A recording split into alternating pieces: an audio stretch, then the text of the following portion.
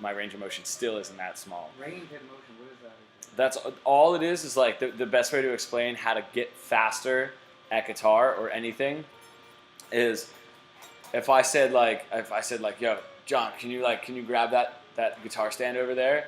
You would walk right to it and walk right to me, right? You wouldn't walk all the way to the kitchen and then walk and grab it and then walk to me. So what you want to do is you just cut down any unnecessary motion.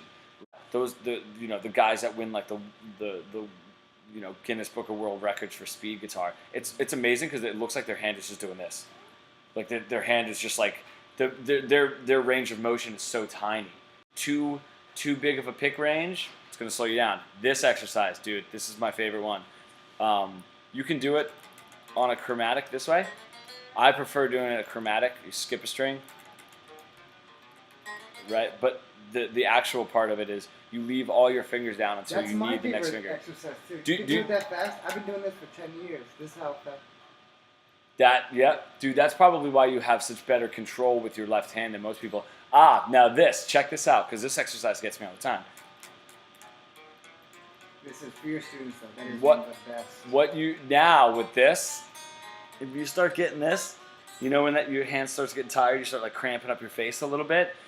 What you have to do with this exercise is you have to be absolutely relaxed. Don't let, because what happens is to keep these fingers down when these are moving, you want to like squeeze them down. It's not. It's a little bit more of a mental thing. You want to keep it relaxed. Right.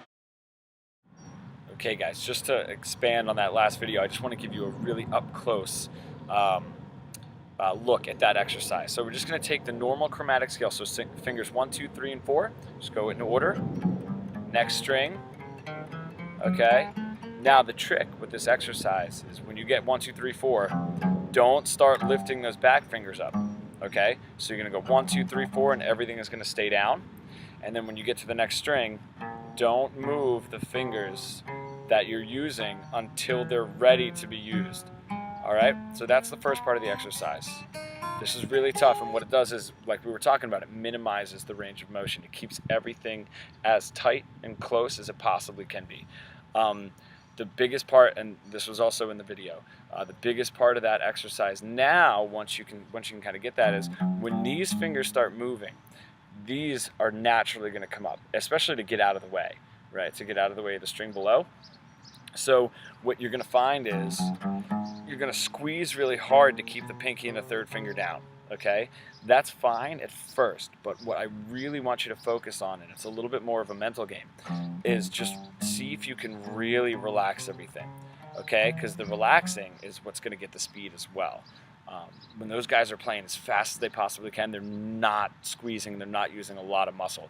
Our goal is smaller range of motion, smallest range of motion possible, and the least amount of muscle possible to play each one of these notes as clean as we can. So when you're doing this exercise too, you get this. Just go back and make sure every note comes through. Nice and slow and relaxed, all right? And then go ahead and comment. Let me know how it goes. Thanks, guys.